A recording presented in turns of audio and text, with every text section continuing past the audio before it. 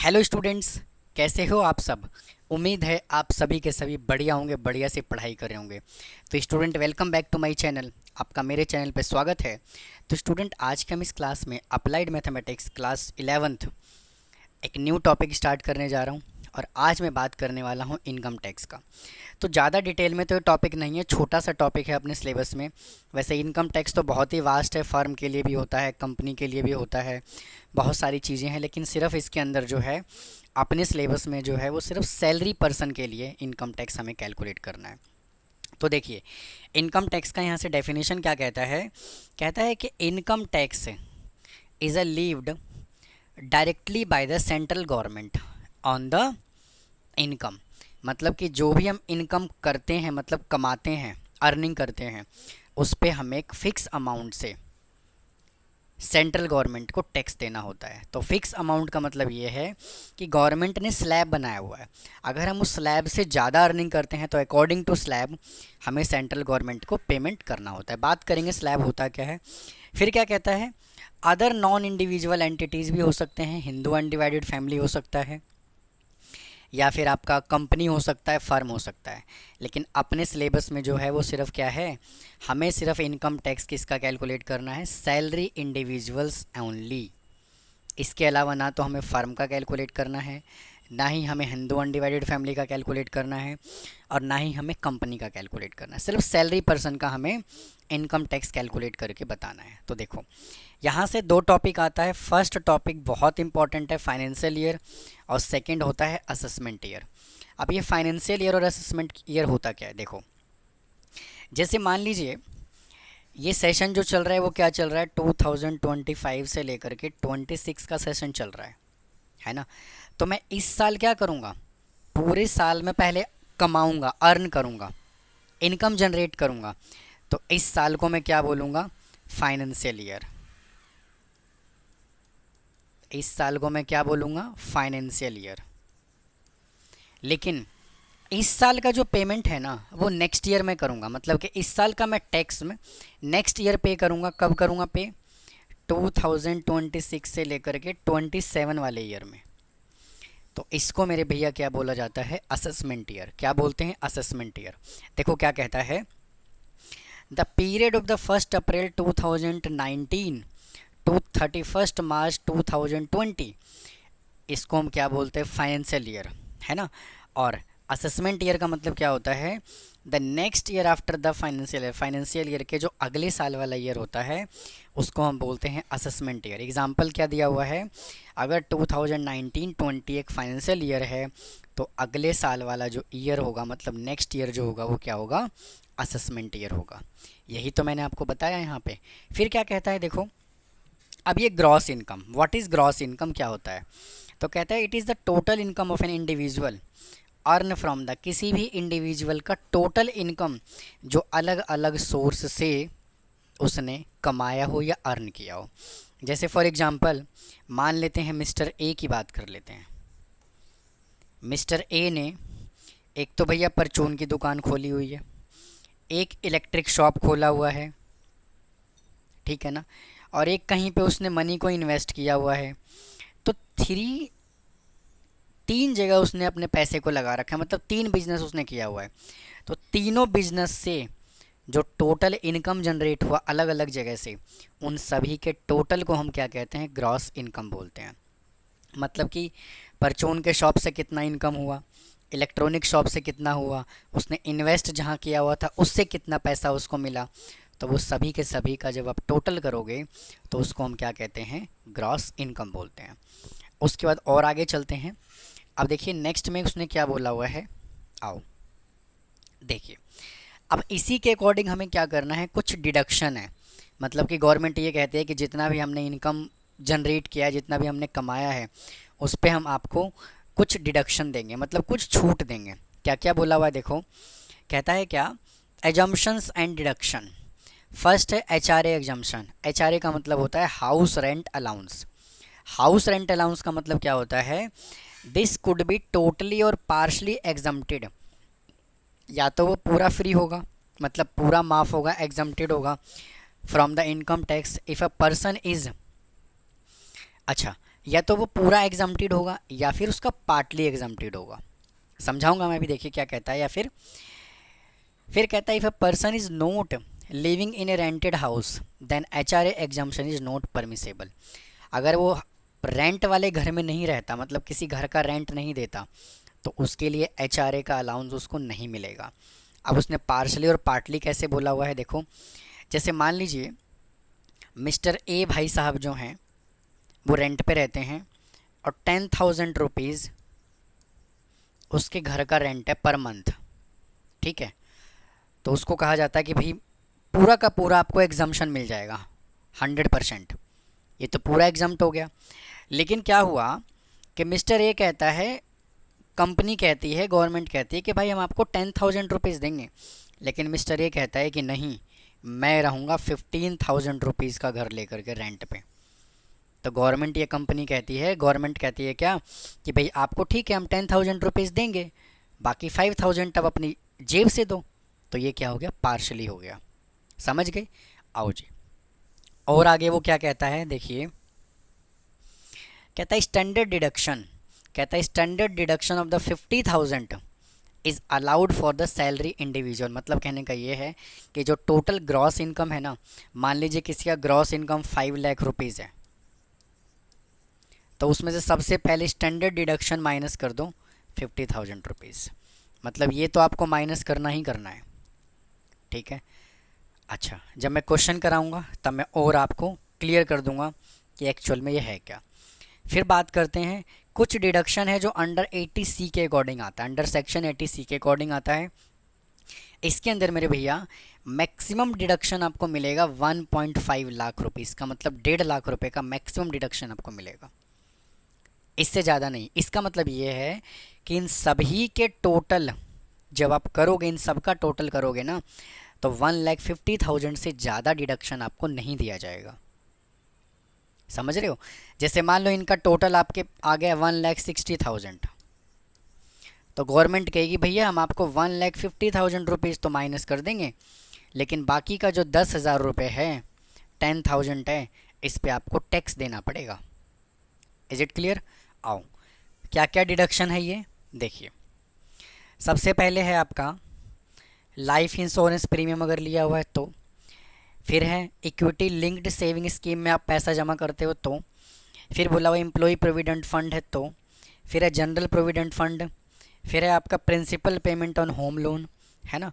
उसके बाद है ट्यूशन फीस ऑफ 2 चिल्ड्रन, अगर किसी के 2 बच्चे हैं तो 2 बच्चों का गवर्नमेंट लाइबल है कि भाई हम 2 बच्चों का तो माफ़ कर देंगे, लेकिन अगर 2 से ज़्यादा बच्चे हैं, 2 से ज़्यादा चिल्ड्रन हैं, तो माफ़ नहीं होगा तीसरे बच्चे का।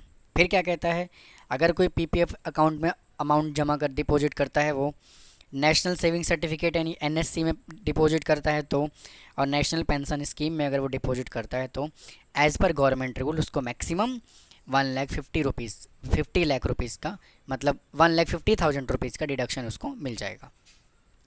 और देखो क्या कहता है आगे, डिडक्शन अंडर 80D। अब 80D के अकॉर्डिंग क्या है, कहता है कि a person save tax on medical insurance premium paid for self, family और डिपेंडेंट पेरेंट्स।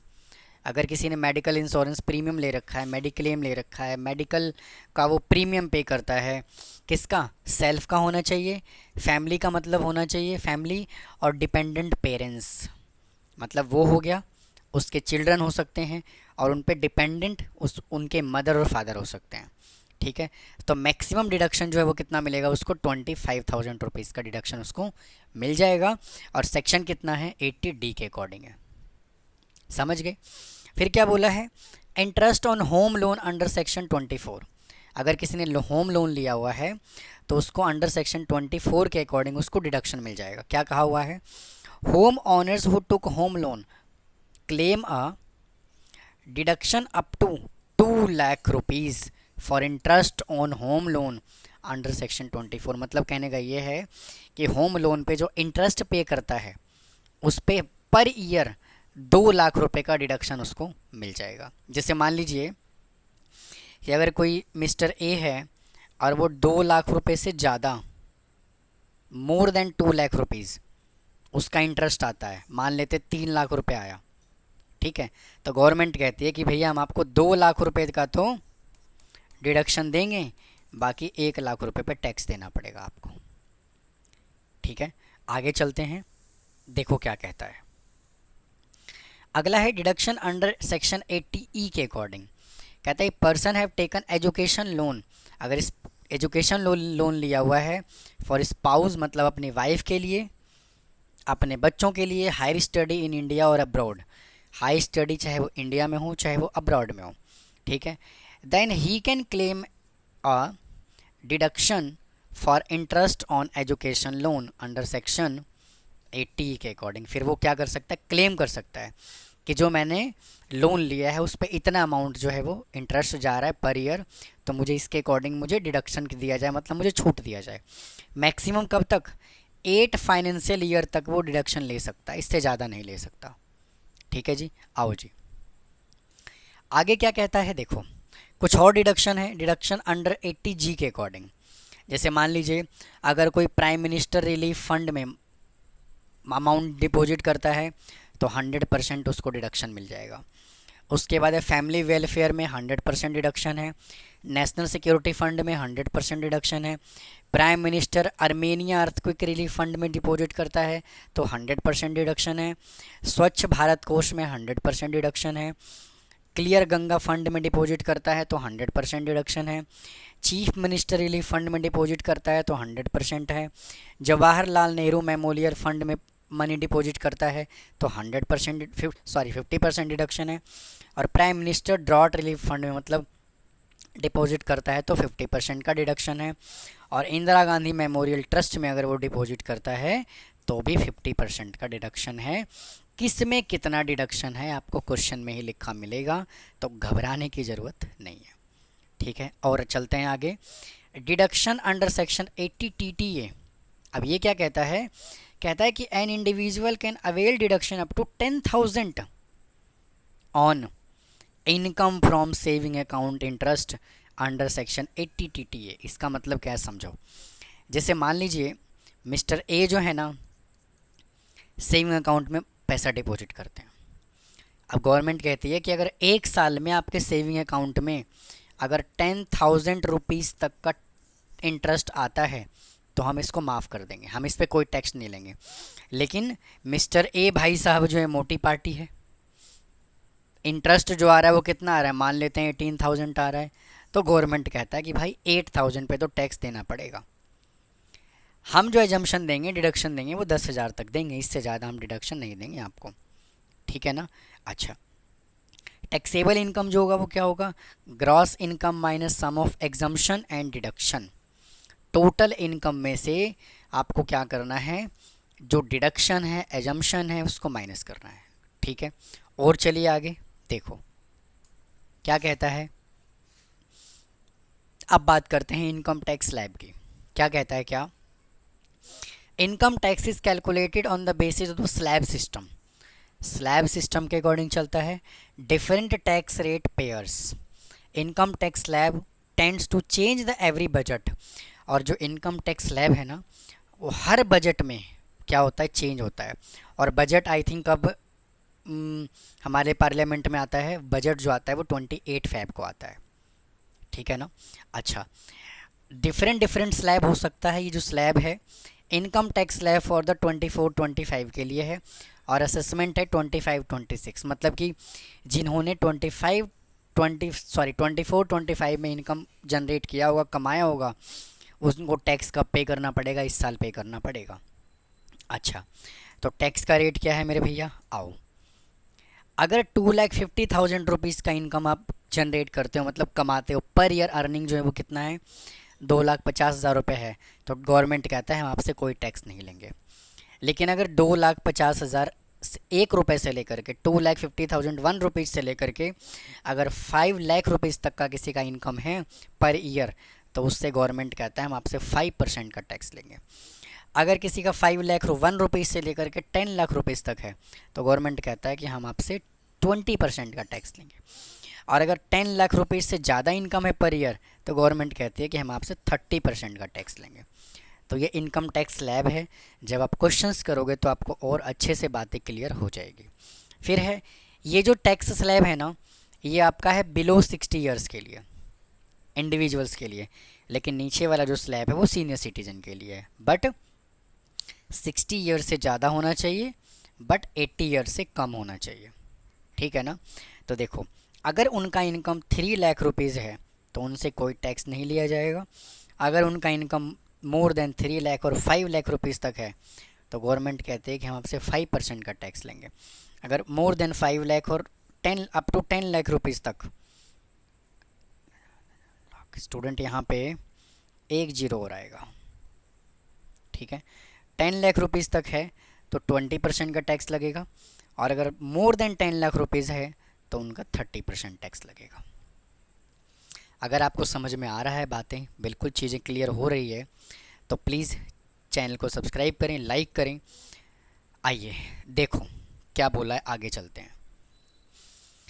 फिर कहता है अगला, इतना डिडक्शन देने के बाद भी गवर्नमेंट कुछ और रिबेट देती है। क्या क्या है देखो, अंडर सेक्शन 87A के अकॉर्डिंग, अंडर सेक्शन 87A के according provide tax relief to individual tax payers whose taxable income does not exceed to a specific amount.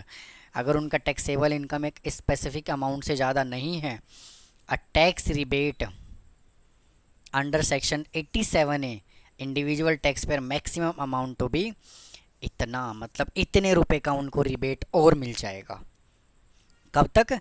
Taxable income up to 5 lakh rupees है किस ईयर में? इस साल में, तो उनको 12,500 रुपीज़ का रिबेट और मिलेगा। ठीक, आगे चलते हैं। उसके बाद इतना काम करने के बाद हमें क्या करना है? हेल्थ और एजुकेशन सेस भी तो देना है। हेल्थ एंड एजुकेशन सेस, जो भी आपका टैक्सेबल इनकम है उस पे गवर्नमेंट कहती है कि भाई 4% से हम आपसे चार्ज करेंगे एजुकेशन सेस के नाम पर, जो सिर्फ और सिर्फ एजुकेशन में ही खर्च किया जाएगा, इस एक्सपेंस किया जाएगा। अलग अलग डिपेंड करता है, अलग अलग टाइम के अकॉर्डिंग गवर्नमेंट जो है वो सेस लगाती रहती है। जैसे मान लीजिए अगर अभी लास्ट टू लास्ट ईयर जब कोरोना था 2020-21 में, उस टाइम पे जब कोरोना टाइम पे क्या हुआ था, गवर्नमेंट 1% या 2% कोरोना सेस के नाम पे हमसे चार्ज कर रही थी। ठीक है, अगर मान लीजिए कहीं पे बाढ़ आ गया, भूकंप आ गया, अर्थक्वेक आ गया, नेचुरल डिज़ास्टर हो गया, तो हो सकता है 1 या 2% उसके नाम पे हमसे सेस लिया जाए। तो डिपेंड करता है गवर्नमेंट के ऊपर कि वो किस तरह से कब कब सेस हम पे इम्पोज करती है। आगे चलिए देखो आगे क्या कहता है, method to calculate income tax. तो ये कुछ मेथड्स हैं इनकम टैक्स को कैलकुलेट करने का, आप इसका स्क्रीनशॉट ले लीजिए। वैसे जो भी डिडक्शन वगैरह है मैं स्टेप वाइज चल रहा हूँ, जब आपको मैं क्वेश्चंस कराऊंगा तो ये सारी चीज़ें और क्लियर होता चला जाएगा, घबराने की कोई ज़रूरत नहीं है। फिर आगे चलिए, आगे में क्या बोला हुआ है, न्यू टैक्स रेजिमी। अब एक नया टैक्स आया है, वो क्या, किस में? बजट 2020 में। एक तो ये है कि जैसे हम अभी, जैसे मैंने आपको पढ़ाया बताया कि सारी डिडक्शन को माइनस कर दीजिए, डिडक्शन को माइनस करने के बाद स्टैंडर्ड डिडक्शन माइनस करिए, 80C के अकॉर्डिंग माइनस करिए, उसके बाद 80 के अकॉर्डिंग माइनस करिए। वो सभी के सभी डिडक्शन को माइनस करने के बाद एज पर रूल जो मैं पढ़ाता चला आ रहा हूँ उसके अकॉर्डिंग आप टैक्स पे करिए। या फिर गवर्नमेंट क्या कहती है कि एक नया टैक्स रेजिमी आया है, वो इसके according the finance minister announce a new tax regime give tax payer option to pay tax पर न्यू टैक्स स्लैब। या तो उसके अकॉर्डिंग दे दो या फिर इसके अकॉर्डिंग दे दो, slab from the financial year 25 sorry. This new tax system option will coexist with the old one. फिर कहता है it will come into effect from 1 April 2020 और income tax slab under the new tax regime for the all individuals for the financial year 24, 25, 26। या तो आप उसके according हमें tax दे दो, या तो जैसे आप देते आए हो वैसे दे दो। और अगर आप डिडक्शन को माइनस नहीं कर रहे हो तो कहता है कि 2.5 तक जो है, 2.5 लाख रुपीज़ तक जो है हमें कोई भी टैक्स मत दो, और इतना से हमें 5% दे दो, फिर यहाँ से 10% दे दो, फिर अगर इस स्लैब के अकॉर्डिंग आता है तो 15% दे दो, अगर इसके अकॉर्डिंग आता है तो 20% दे दो, मतलब कि ये न्यू टैक्स स्लैब है। फिर कहता है individual opting for the new tax regime will not be able to assumption and deduction, उसमें कोई भी है वो अजम्पशन और डिडक्शन नहीं कर सकते, बिल्कुल इसके अकॉर्डिंग उनको टैक्स देना पड़ेगा। Such as H R A, standard deduction, deduction under section 80C, 80D, 80E etcetera. समझ गए? मतलब कि उसमें से कोई डिडक्शन उनको नहीं मिलेगा। डायरेक्ट जितना भी इनकम कमाया हमने, जितना भी इनकम जनरेट किया, उसको ये वाला स्लैब लगाओ और टैक्स पे कर दो, दैट्स इट। बस कोई डिडक्शन आपको माइनस नहीं करना, कुछ घटाना नहीं है, कुछ जोड़ना नहीं है। फिर क्या बोला है, however tax rebate under the section 87A for individual tax payers is applicable also in the new tax regime. और अगर 87 के अकॉर्डिंग जो डिडक्शन है वो न्यू टैक्स पेयर को मिलेगा, सिर्फ किस में, 87A के अकॉर्डिंग। तो ये था स्टूडेंट इनकम टैक्स का कंप्लीट इंट्रोडक्शन पार्ट। तो ऐसा नहीं है कि आप इसको स्किप कर देंगे तो क्वेश्चन सॉल्व होने लग जाएगा। क्वेश्चन से पहले आपको ये चीज़ें जानना बहुत ज़्यादा ज़रूरी है, तो प्लीज़ इसको स्किप मत करिएगा, ध्यान से समझिएगा कि क्या क्या चीज़ें डिडक्शन में है। और कई बार ऐसा हो सकता है, डिपेंड करता है स्कूल के ऊपर कि वो किस तरह का डिडक्शन क्वेश्चन के अंदर वो डालते हैं। ठीक है, कई बार आपको स्ट्रेट फॉरवर्ड जो भी डिडक्शन है वो आपको मिल जाएगा क्वेश्चन के अंदर ही, या कई बार आपको लर्न करना पड़ेगा कि कौन सा डिडक्शन कौन से सेक्शन के अकॉर्डिंग आएगा। कई बार सेक्शन का नाम मिल जाएगा, डिडक्शन मिल जाएगा, लेकिन कई बार मान लीजिए एनएसएस दे दिया, एनपीएस दे दिया, जीपीएफ दे दिया, तो उस सिचुएशन में आपको ये लर्न रखना पड़ेगा कि कौन सा आइटम कौन से सेक्शन के अकॉर्डिंग जाएगा। समझ गए? तो इसको स्किप मत करिएगा। तो आइए अब क्वेश्चन की शुरुआत करते हैं। देखिए फर्स्ट क्वेश्चन यहाँ से क्या कहता है। आइए student question number first solve करते हैं। देखिए क्या कहता है। देखो कहता है कि in a financial year 24-25 mister Aman age 35 years. Mister Aman का एज कितना है, 35 ईयर्स है। ग्रॉस इनकम वाज कितना गिवन है, 6,98,000। तो सबसे पहले यहाँ पे क्या लिख देते हैं, ग्रॉस इनकम।